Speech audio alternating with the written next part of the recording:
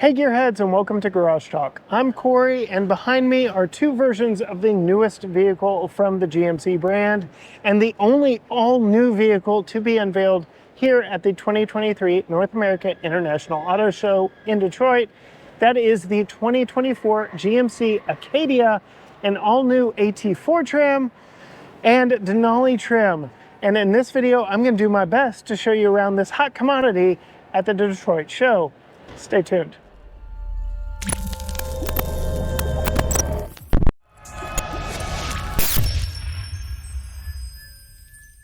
All right, Gearheads, like I said, these are hot commodities because they are the only all-new ground-up vehicle that has been unveiled here at the North America International Auto Show. Everything else has been a mid-cycle refresh or an update to an existing product, but here is something all new. And this one is the AT4 trim, but since I have the hood popped with its gas struts holding it in place, yes, no prop rod here on this premium midsize three-row crossover, we can talk about what powers it. So across the board, we're getting a 2.5 liter turbocharged four-cylinder, no more V6, about the only vehicles in this segment that still offer a V6 come from the Hyundai Motor Group in the Palisade and in the Telluride. Otherwise, you're looking at turbo 4s. Even the new Grand Highlander from Toyota gets a turbo 4 in its Hybrid Max powertrain. But closing the hood, we can appreciate the updates to the style of this one. This is the AT4 trim, and behind me here is the Denali trim. I hope to be able to take you on a tour of both, but right now I've got access to the AT4, and GMC did announce that 51% of brand sales either wear an AT4 off-road badge or a Denali premium luxury badge, which is saying a lot about the product mix flowing out of GMC showrooms. But what we get here is an updated, larger Acadia. The previous generation Acadia broke from form and did not match its Chevrolet and Buick twins. It went down in size, more like a stretched version of the Chevy Blazer than a facelifted version of the Chevy Traverse. That is an old game plan that has been thrown out, and we get a 10.6-inch longer version here, set to compete with the Toyota Grand Highlanders of the world, but not so much here in the AT4 trim. This thing is set to be more capable, and you know that because it's got these red tow hooks up front. So we'll take a look at the styling. We get the blacked out grille, the C-channel headlights, running lights, LED lights all the way up front. Very nice upscale look. And then a very muted, toned down, not overly sculpted side profile on this vehicle. Though we do get these rugged off-road tires. They are Goodyear Wrangler Territory AT tires. I'll go ahead and come in just a little bit closer because they are 265/65R 18s. So we get an 18-inch very nicely styled wheel wrapped in some aggressive off-road rubber that will help with its all-wheel drive system and should be a fairly capable vehicle to get you out to any campsite that this big, longer, taller three-row family hauler could get you to. And then we can see from the door handles we get passive entry system with the push button lock and unlock for keeping that key in your pocket, that proximity key. We'll open the doors here in just a second, but I did want to call out one more thing about the styling. From a distance, I don't know, let me know down in the comments, does that not look like maybe a Grand Highlander and a Nissan Rogue had a child? It seems very formulaic. GMC did not take too many risks here with the styling of the new Acadia. Unlike Chevrolet with the new Traverse, which did take some risks, I feel like this is just a little watered down. But let me know your thoughts on the design down in the comments. Back at the back of the AT4, we get this blacked out panel in between the two C-channel taillights that extend onto the tailgate. It is a power lifting tailgate, and it looks like we're running low on power in this show model, so I can't show you back behind it here in this one. Again, we are at the North America International Auto Show, and these vehicles are pre-production just for us to see and for the brand to show off what is coming, but we'll go ahead and pop inside and see what it looks like in here. So very nice upscale interior in this. No memory seats, but we do get an express driver's window, power windows, power locks. You would expect that. Power trunk release right here. No adjustable knob like GM has been doing for such a long time on their vehicles. So it makes me wonder what the height adjustment options are on the back hatch of this vehicle. These seats are very interesting and very unique because GMC took a very interesting approach when it came to material and color selections.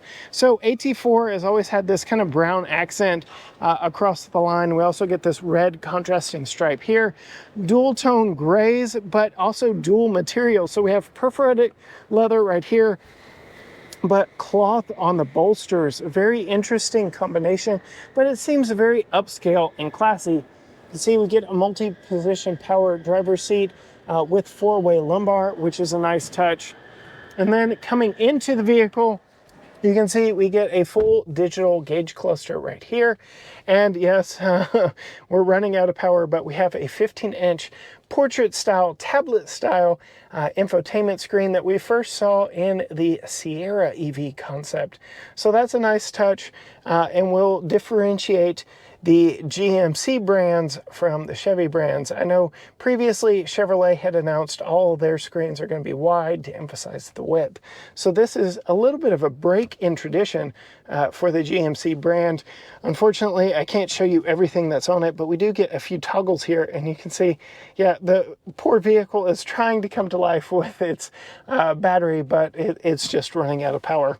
We do have a Qi wireless charger here, USB-A, USB-C ports right there. Interesting that still for 2024, we're getting USB-A ports because even the iPhone has completely upgraded its port situation. USB-C seems to be the way of the future.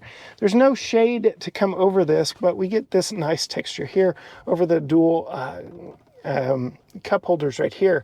You see there are no push button gear selectors like previous models. We get a stock here, much like Mercedes-Benz products. So if you don't like it on Mercedes, you won't like it here on this GMC Acadia. We do get the addition of Super Cruise. This is the 5th model in the GMC lineup to get GM's Super Cruise hands-free driving on LiDAR mapped roads. So that is a very nice touch. It is the only midsize to have such technology and has these cameras here that are watching my eyeballs, making sure I'm paying attention. Not only do we have this digital screen here, this digital screen here, but we have a head-up display, which you can't see because power's off, but all around very nice when it comes to information being passed to drivers and passengers.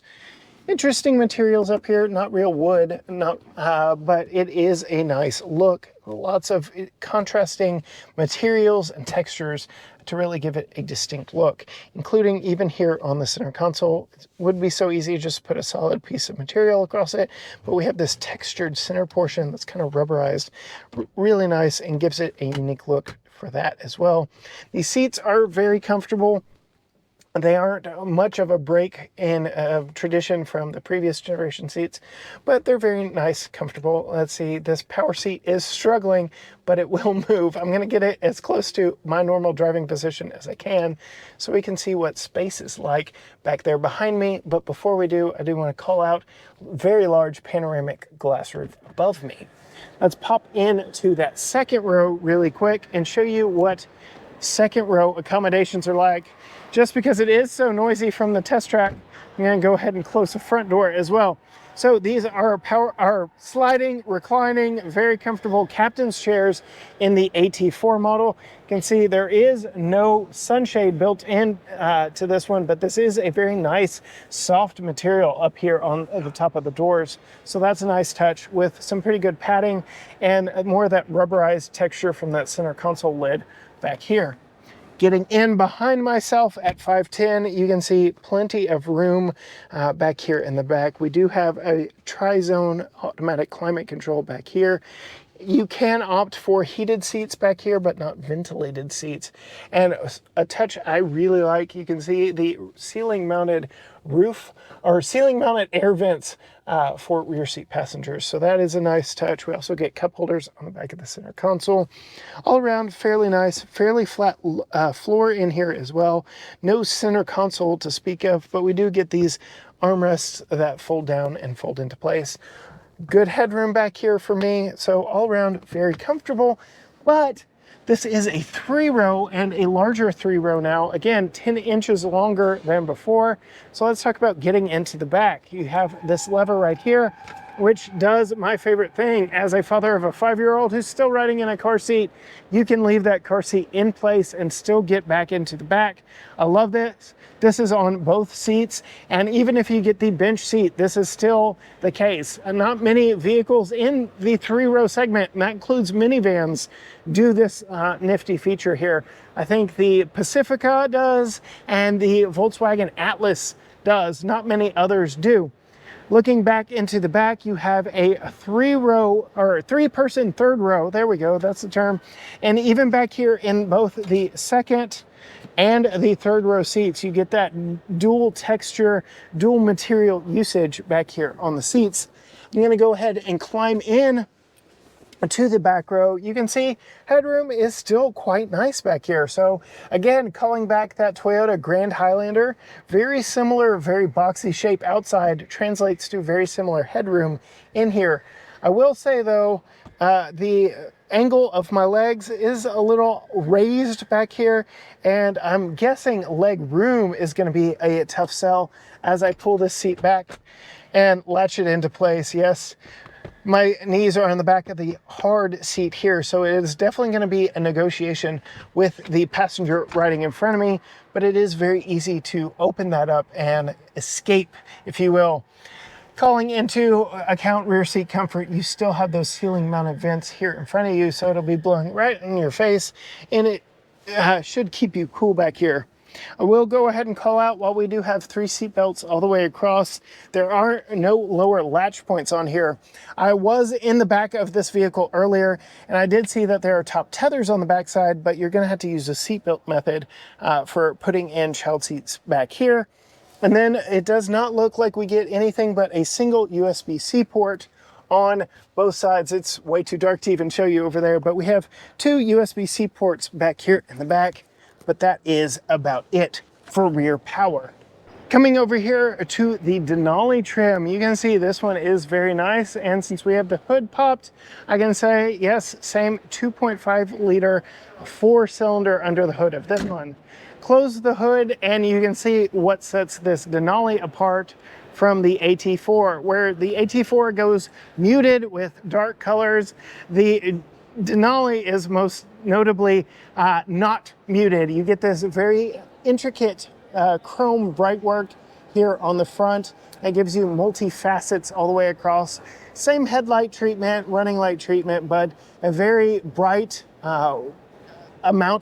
copious amount of chrome up front here on the front of the Denali to really set this one apart as you go down the road. Really also like this kind of denim metallic blue paint on this one. As we come around to the wheels, the standard wheel size on the Denali is a 20-inch wheel, but these are the optional 22s. These are Continental Cross Contact LX20, and they are 275/45 R22s if you're interested in the rubber here on this show model. You get a Denali badge here on the door. You get that passive entry, keyless entry system all the way around. And then why you buy a Denali is the interior. So we'll start here on the door. You get this contrasting stitch pattern here on the door, real wood on the door panels, 2-position driver memory seat, still only the driver window automatic up and down, but power folding mirrors and the like. There is your hatch release back there. Still the same amount of power controls on the seat with 4-way lumbar, and a very interesting perforation and stitch pattern on the backs of these seats. You do get Denali embroidered on the headrest, and this chocolate and cream kind of dual tone center or material here on the seats. I'm going to go ahead and do my best to get away from some of the noise out there and pop in and show you just a little bit of the difference here in the Denali versus the AT4. Again, real wood here on the dash that is laser etched with the word Denali there. You do get a shade over the Qi wireless charger and plugs here in this one with more wood. I didn't call it out earlier, but there is a storage section here underneath the center console, which is nice. And then again, that dual or multi-textured center console here on the Denali as well. Moving to the back, hopefully this one still has enough power to open, but I do want to show you the chrome brightwork for Acadia all-wheel drive and GMC back here on the back, those quad tip exit exhausts. And let's give it a try here. Let's see, does it have enough juice? It does. So the power operated rear hatch opens for a rather good amount of storage space back here behind the third row of seats. It is an impressive grow up from the model it replaces. And not only that, but GMC gives you even more storage underneath the floor here. So this is large enough for some roller bags or some backpacks that you can throw underneath here while you put all your larger luggage up above it. And then you can control both the second and third rows of seats, folding them down from right here. And you can see it is a 60-40 split pitch third row. It is a power folding third row. So that is a nice touch back here in the back. Unfortunately, those rear seats or the second row of seats do not power fold back up. They only fold back down. I do want to go ahead and pop into the side here and show you really quickly. Again, no sunshades built into the side here, but we do get that chocolate and cream look along the sides. You also have multiple ways to get into the back. You can see they power flip and fold here in the Denali trim versus having a latch right here like on that AT4. So it makes it easy to get back in the back. But again, that is a power operated feature here on the Denali. And if you're riding in the back seat, you push that button right there. Otherwise, this is very similar to the AT4, although it is the much more premium luxury trim from the GMC brand. So that is a quick look at both the Denali and the AT4 version of the all-new 2024 GMC Acadia. I am here at the 2023 Detroit North America International Auto Show. I have to remember all the names. If you want to see more from this show, find us on Facebook, Instagram, Twitter, TikTok, YouTube, everything at GT Garage Talk, or you can go to gtgaragetalk.com. Hit that subscribe button down below, ring the bell, do whatever you had to do to let the algorithms know to show you more content from us, because we've got a lot of stuff from this Detroit auto show and we want to show it to you. Be sure and let me know your favorite thing of these two vehicles back behind me. But until next time, gearheads, bye.